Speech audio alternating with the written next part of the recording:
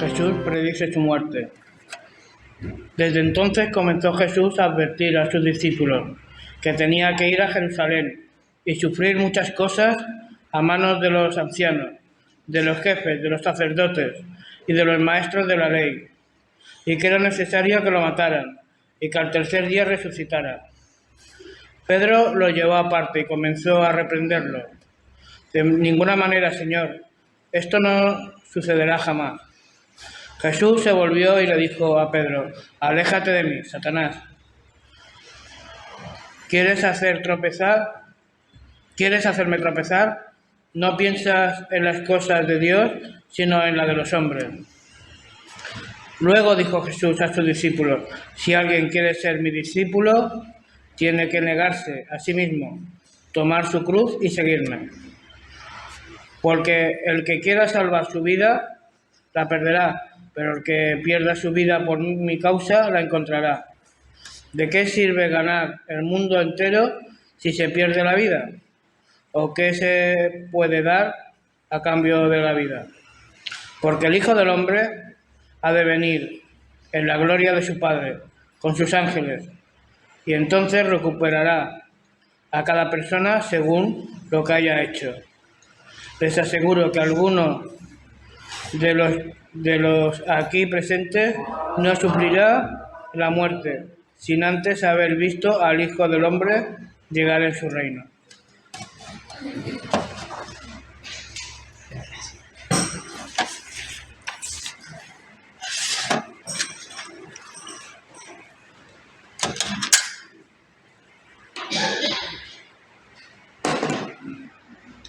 Para entender el pasaje de hoy, hay que recordar que antes de esto, el pasaje anterior, es cuando el apóstol Pedro reconoce que Jesús es el Mesías. Un pasaje súper importante que vimos la semana pasada, pero que preferí predicar sobre otro texto que era Romanos 12, pero el texto en sí lo leímos la semana pasada. La cosa es que Jesús le dice a Pedro y a los discípulos que esta revelación, esto de saber que Jesús es el Mesías, es algo que de momento deben mantener en secreto. Tienen que ser prudentes. Eso está en el versículo 20. Nosotros hemos empezado ahora a leer desde el 21. Bueno, pues el 20 le dice que esto lo mantengan en secreto. Esto se debe a que la sociedad judía estaba esperando, como decimos tantas veces, un tipo de Mesías que no se corresponde con lo que Jesús representa. Y por tanto, para no dar falsas ideas, hasta que Jesús no termine por completo todo su ministerio y dé pruebas de quién es mejor que la gente vaya viendo por sí mismas las obras de liberación que va haciendo Jesús, obras de liberación en todos los sentidos, que hacen en su ministerio, ¿no? Además, fijaos que están en Cesarea de Filipo, se ve en el versículo 13, y además Cesarea de Filipo era un sitio caliente, en el sentido de que se pueden producir allí revueltas de tipo violenta si alguien dice que es el Mesías y tal, y la gente lo entiende, pues entonces dice, esta es la nuestra, ahora nos levantamos en arma contra los romanos que tenemos aquí al Mesías con nosotros. Entonces Jesús dice, ¡shh! ¿Vale?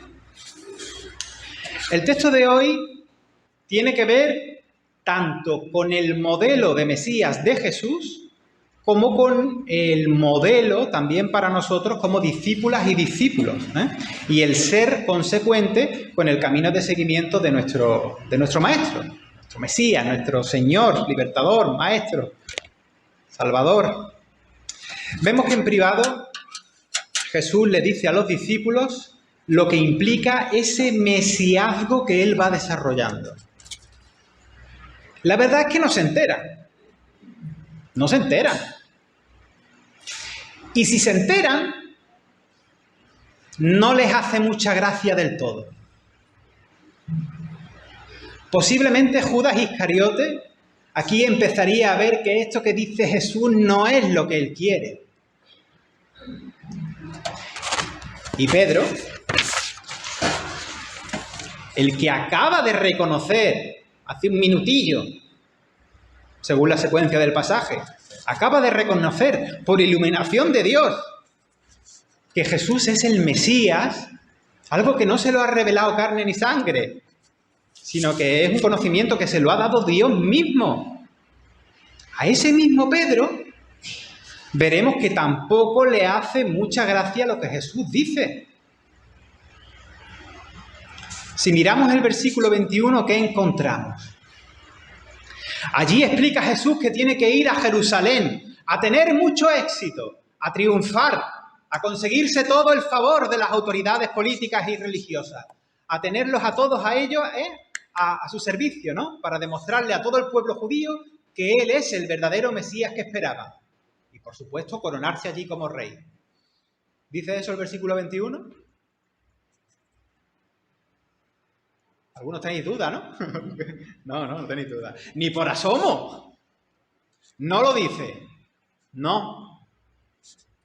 Nuestro Mesías no es un Mesías triunfalista a los ojos del mundo. Y lo voy a decir siempre, ¿no? Por pesado que resulte. Jesús enseña a sus discípulos lo contrario, que los principales sacerdotes, los ancianos, los escribas, en definitiva, todas las autoridades religiosas, pensar en esto, los que sabían de la Torá, de las Escrituras, los que sabían sobre los textos que configuran hoy el Antiguo Testamento, los que saben de la fe, los que saben de la Biblia, los que guían al pueblo en materia de fe, van a rechazar a Jesús por completo. Van a decir que no es el Mesías, que es un farsante. Los que saben. Hazte a la idea. El verdadero Mesías, enviado de Dios, el verdadero, va a ser rechazado por los responsables religiosos y los responsables políticos, evidentemente. Y lo sigue siendo. Pero actualmente se hacen un Jesús de cartón que sirve a los intereses de los líderes o de quien sea. Tenemos un montón de Jesuses con la chapita del partido político que sea, por ejemplo.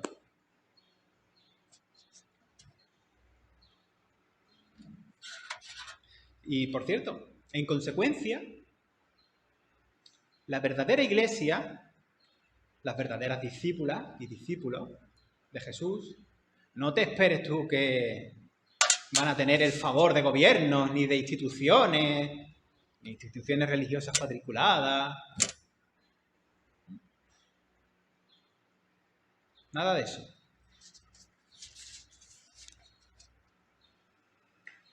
Eso no quiere decir que no veáis iglesias en Estados Unidos o en otros sitios que sí van a contar con ese favor. ¿A qué precio?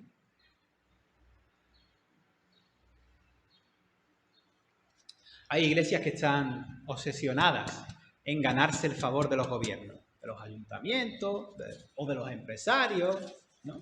Para obtener recursos, para lo que sea. En fin, volviendo al versículo. Más bien lo que Jesús está diciendo ahí es, a mí lo que me toca no es ser reconocido por las autoridades religiosas. Ellos no van a dar legitimidad a mi ministerio mesiánico. Al revés. En manos de ellos voy a ser martirizado. Son ellos los que me van a llevar a padecer hasta el punto de morir. O sea, técnicamente Jesús dice, a los ojos del mundo, a los ojos del sistema religioso que tenían, del sistema religioso que tenemos, yo soy un fracasado, les estaba diciendo. Pero esperad, no es eso solamente. Mi fracaso no es un fracaso de verdad. En realidad es una victoria. Voy a morir en manos del sistema, es cierto, pero resucitaré al tercer día. Ahora sus discípulos no pillan la cuestión. Ellos no se quedan con lo último. Ellos no dicen, ¡wow! ¡Va a resucitar! Pensarían a lo mejor que eso de resucitar pues sería una referencia rara a la resurrección al final de los tiempos o algo así, pero no. Pedro, tal vez en su propio nombre o quizá en nombre de lo que pensaba el grupito de los discípulos, tomó a Jesús a un ladito, ¿verdad? Se lo lleva a un ladito, lo lleva aparte, a ver si Jesús entra en razón. Pedro dice, a ver Jesús, yo puedo entender más o menos que tú no seas un mesías militar, un mesías político, aunque estaría excelente, de verdad, Jesús, ¿no? Que mandaras un ejército de ángeles a echar a los romanos de aquí, ¿eh? Y ponerte tú como rey, que es lo que desea la gente. Y en el fondo es lo que deseamos todos. Y Judas está súper ilusionado con esta idea. Pero bueno, Jesús, puedo entender que tú lo vayas a hacer de otra manera, pero que al final vayas a hacer lo que esperamos todos. Casi, bueno, puedo medio entender que los sacerdotes y los escribas y todos los que conocen las escrituras te rechacen. Mira, no lo entiendo del todo, pero vale, vamos a pasar por ahí. Pero Jesús, ellos tendrían que ser los que realmente se diesen cuenta de que tú eres el verdadero Mesías, ¿eh? Ellos deberían de ser quienes te apoyasen. Pero bueno, lo medio acepto, Jesús. Vale. Pero Señor, entra en razón. Ten compasión de ti, que eso del martirio y la muerte, que no te acontezca de ninguna manera. ¿Cómo el verdadero Mesías de Dios va a aceptar esa humillación hasta la muerte? Amigo mío, no pases por ahí, ten compasión de ti mismo. Pedro no se da cuenta, y mira que nos parece coherente lo que dice, ¿no? Pero Pedro no se da cuenta que está negando el camino, la vía de la cruz. Pedro está proponiéndole a Jesús que sea otro tipo de Mesías, que no sea el siervo sufriente, dispuesto a darse entero por amor. Pedro no es consciente de que está haciendo como Satanás en las tentaciones del desierto, cuando Satanás ofrece a Jesús un mesiazgo fácil, triunfalista según el sistema de nuestro mundo. El reinado de Dios, lo decimos muchas veces, ¿verdad? No viene por la implantación del poder político, aunque la política pues es necesaria y tenemos nuestra obligación con ella, ¿no? Es necesaria para la convivencia social y es buena y es útil. El reinado de Dios no viene, ni mucho menos, por la fuerza bruta de una intervención militar, no viene ni siquiera por la fuerza de un poder como podría ser la prensa, ¿no? La publicidad, todos los medios de comunicación que existen, ¿no? Aunque puede ser positivo también. El reino de Dios no viene a través del marketing, ni de una imagen fresca o moderna. No viene por el poder del dinero, ni por medio de, como decía antes, de alianzas con grandes empresarios y personas poderosas. Aunque podemos celebrar aquí que se conviertan a Jesús. Pedro está cayendo en esa ideología de poder, ideología de dominio o de camino fácil, como las tentaciones de Satanás en el desierto. Por eso, lo que dice Pedro es para Jesús una tentación. No en el desierto como Satanás, sino por medio de su buen amigo Pedro, el cabezoncillo del grupo, que con toda buena intención no desea que Jesús tome ese camino y está metiendo la pata con lo que va diciendo. Por eso Jesús reacciona y dice, apártate de mí, Satanás. Quita delante de mí esas ideas que estás diciendo, que son justo las contrarias a lo que Dios ha dispuesto. No me tientes con el camino fácil. No busques para mí una puerta ancha. Aquí hay una cuestión importante.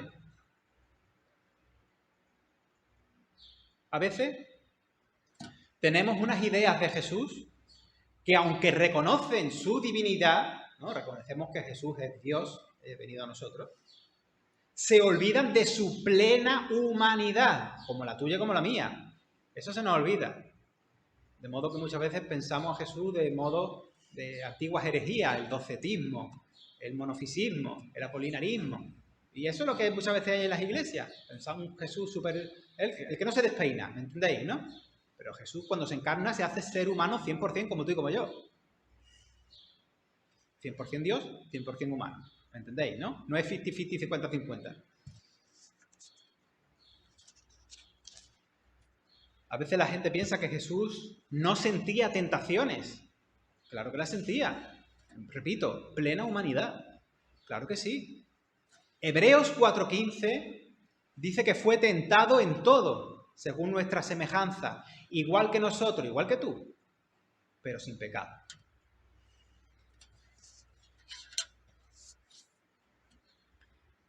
Y otra cuestión. ¿Con cuánta sencillez, si es que somos lo que somos, en nuestro día a día o en nuestro modo de ver las cosas, hacemos como Pedro? No ponemos la mira, la vista, en las cosas de Dios, sino en el sistema humano, en las cosas del mundo. No buscamos el reino de Dios y su justicia. Seguimos nadando, moviéndonos, haciendo las cosas según la lógica, según funcionan los sistemas humanos de cada época. Todos los cristianos de todos los periodos históricos son hijos de su tiempo y nosotros somos hijos de nuestro propio tiempo y mayormente, muchas veces, diariamente, hacemos las cosas según el sistema de nuestro mundo y no según el reinado de Dios, por así decirlo. Y de verdad, lo interesante aquí, o a mí me resulta súper interesante, es ver cómo Pedro, un ratito antes, un ratitito, un minuto, tiene discernimiento de parte de Dios para reconocer que Jesús es el Cristo que Dios ha mandado, el Mesías que Dios ha mandado. Eso está en el versículo entre el 16 y el 17. Y aunque estaba completamente en lo cierto, tenía esa verdad revelada en sí, a pesar de tenerla, había un aspecto en el que estaba equivocado. Estaba equivocado respecto al modelo que tenía el propio Jesús como Mesías. No estaba persuadido de que tenía que ser un Mesías sufriente. Eso no cabía en su comprensión, porque en su cabeza tenía más preeminencia las expectativas populares que tenía la gente sobre el Mesías. Y aparte, bueno, pues Jesús era su amigo también. Y no les deseaba ese camino de martirio, sufrimiento y muerte. O sea, nosotros podemos estar acertados, como Pedro, en muchas cosas, quizás en las más importantes. Pero puede haber otro porrón de cosas en las que sigamos necesitando discernimiento. A veces pasa cuando una persona que no es creyente y se convierte, tiene esa experiencia de Dios en su vida que antes no la tenía, y tiene ese primer amor de descubrir a Dios, de descubrir el Evangelio, de saberse amado por Dios, tiene ese entusiasmo, esas ganas de contarle a los demás lo que has descubierto, pero luego cuando te das cuenta, ¿no?, que cuando abre la boca mete la pata en muchas cosas que todavía no comprende. Es menester dar mejor que hable de su testimonio que a que se meta a maestro, ¿no?, o a teólogo o algo así, ¿no? Pues igual nos puede pasar también a cualquiera que lleve 50 años en el Evangelio, ¿eh? Necesitamos continuamente estar dispuestos a que Dios nos enseñe, dispuestos a reconocer que no lo sabemos todo y que necesitamos discernimiento, necesitamos un trato diario con el Señor, que nos abra los ojos a ver las cosas como Él las ve. Podemos reconocer a Jesús como Mesías, como Hijo de Dios viviente, ¿no?, por usar esa expresión, pero no comprender su modelo. Pero ¿no es esto lo que en realidad le sigue pasando a mucha gente que dicen creer en Jesús? ¿No es esto precisamente lo que ocurre en un montonazo de iglesias? Creen en Él, pero no entienden que como Él, el cristiano también tiene que cargar sus propias cruces. ¿Cuántas veces se predica en la actualidad a un Jesús envuelto en ideas triunfalistas, como las del Evangelio de la Prosperidad, que a lo mejor nos resultan los más escandalosos? un Cristo que no exige compromiso, un Cristo sin cruz, un Cristo simplemente milagrero y espectacular, un Cristo sin voz profética contra los sistemas dañinos, contra todo lo malo, contra todo lo injusto. ¿Ese es el que Cristo es? El camino de la Iglesia, el tuyo y el mío, igual que el de Jesús, no siempre es un camino fácil.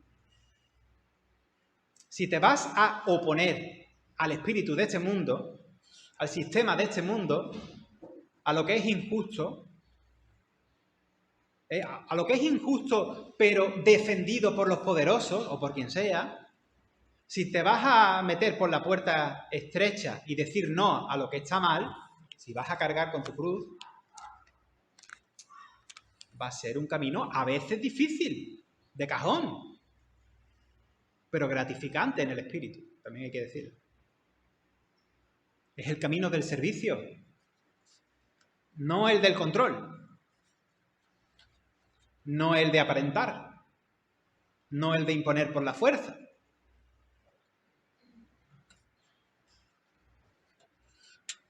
Para ser discípulos de Jesús, tenemos que identificarnos con su programa. El que juega a baloncesto, como Leo, acepta las normas del baloncesto. La persona que vota más bien acérrimamente a un partido, por lo general, se siente representada, ¿no?, en el pack ideológico lo que ese partido representa y su programa, ¿no? Lógico. Pues el que es seguidor, la que es seguidora de Jesús, asume como modelo de vida el programa de Jesús. Y para mí un buen programa de Jesús, o un buen esquema de cómo viene el programa de Jesús, para mí está en Lucas 4, en el discurso de Jesús en la sinagoga. Están todos los evangelios, pero ahí viene condensadito. A mí me gusta cómo aparece ahí. Y ese programa se vive en la vía del servicio, negándonos a nosotros mismos con tal de mirar más allá de nuestro propio ombligo. Nos toca cargar nuestra propia cruz. En lugar de perder nuestra vida empleándola en nuestro propio beneficio, como digo, en nuestro propio ombligo, la recobraremos genuinamente viviéndola por causa de Cristo. Versículo 25. Y la causa de Cristo es la causa del ser humano. Todo lo que hace, todo el proyecto salvífico de Dios es por nosotros. ¿Se puede acusar esto de humanismo? Muy bien, pero es el humanismo de Dios en Cristo. Al igual que Jesús, nosotros, que seguimos sus pasos en el camino que hacemos, el camino del discipulado, vivimos para Dios a través del servicio también a nuestros prójimos. El camino de estar dispuestos a donarse a los demás. Como se expresa en 1 Corintios 10:24, nadie busque su propio bien, sino el bien del otro. Imagínate si todo el mundo hiciera eso. Buscar el bien de los demás y que otros buscaran tu propio bien. ¿Te imaginas la sociedad así? El camino de la cruz es el de entregarse a los demás por amor, aunque eso signifique persecución y condena. Porque defender al débil significa que el que está pisoteando al débil o viviendo a costa suya se te va a echar encima y te va a tomar a ti como enemigo. A diferencia de esas doctrinas de la prosperidad, nosotros no estamos aquí para disfrutar privilegios, estamos para servir, estamos para amar, estamos para pacificar, estamos para dar de beber, para dar de comer, para dar abrigo, para predicar un mensaje que trastorna al mundo, que lo vuelve loco. Y por eso ese mensaje tiene enemigos, tiene oposición. Te va a generar enemigos, persecución de algún tipo. Gente que no está contenta con eso. No son pocos los que, siguiendo el discipulado de Jesús, ese camino, han terminado también en el martirio, en su propio camino de cruz. Muchos discípulos murieron así. del primer movimiento de Jesús. Y luego también de los primeros cristianos en la iglesia post-apostólica. Lo mismo, vivieron el martirio. Y ahora en muchos países está ocurriendo lo mismo. Tú sabes, tomar la causa de la justicia, por ejemplo, el pastor Martin Luther King, que sabemos que también en algunas cosas de su vida era un prenda, tampoco era San Martin Luther King. ¿Qué va? Pero tenía una empresa, una campaña por la justicia, ¿verdad? En eso estamos todos de acuerdo.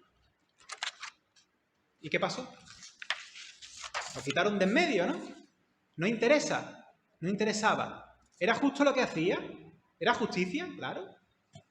Pero a algunos no les interesa. ¡Pum! Hace unos años pudimos ver cómo el hecho de dar ayuda en el Mediterráneo a los inmigrantes que vienen en patera o a los inmigrantes que cruzaban las fronteras de Estados Unidos, solo por tú poner botellitas de agua en el camino, allí en la frontera, eso era motivo suficiente para juzgarte legalmente. Salvar vidas, dar agua al que tiene sed, como en ese caso que digo, puede transgredir a veces el marco legal, lo cual da que pensar, ¿eh? Quien quiera salvar su vida, no meterte en líos, vivir a cuerpo rey, ¿no? Como dice José Mota. El que quiera mantener su vida así como está, en comodidad, quien decida eso, estará perdiendo completamente el sentido de vivir desde los parámetros del reinado de Dios, que es volcarse por la justicia y el bienestar de todos. Vivir el reinado de Dios aquí y ahora. Que eso sería ganar la vida por causa de Cristo, que es lo que viene a referirse el versículo 25. Aquí Jesús acaba su disertación dejándonos en una situación en la que nos toca tomar una decisión. Yo no la voy a tomar por nadie, ¿no? Yo, en este caso, por mí.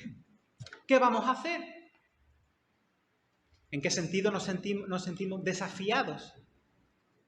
Nuestras buenas obras, nuestros actos, tienen repercusión. Una repercusión que también es recompensa. Llevan un bien, llevan un fruto. Merece la pena. El cristianismo no es una religión acomodada y burguesa, sin implicaciones para la vida. Para nada, de ningún modo. Kierkegaard, no sé cómo se pronuncia, se dice así, ¿no? Kierkegaard, el filósofo danés. ¿Cómo protestaba este hombre? Toda su vida la dedicó a quejarse también con esa forma de vivir la religión institucionalizada que la gente cree diciendo que la sociedad es cristiana, pues ya está, yo soy cristiano. Y ya se queda la gente tranquila. ¿Cómo se quejaba él de eso? Eso no es seguir a Jesús. Siendo realmente agentes del reinado de Dios, siendo realmente agentes del reinado de Dios, no buscaremos la muerte sin haber visto dicho reino manifestado anticipadamente en nuestra forma de vivir y en lo que repercutimos a nuestro alrededor. Esa es para mí, podéis a lo mejor discrepar conmigo, pero esa es mi forma de entender el versículo 28. Creo que nos toca pensar en cuántas veces entendemos mal el modelo de Jesús. O le metemos cosas de nuestra cosecha. O fabricamos una religión acomodada, de poco compromiso. Pensar la de veces que ignoramos las necesidades ajenas. Qué de cosas, ¿no? Señor, gracias por refrescarnos en tu palabra y darnos conciencia de seguimiento. Soli Deo Gloria.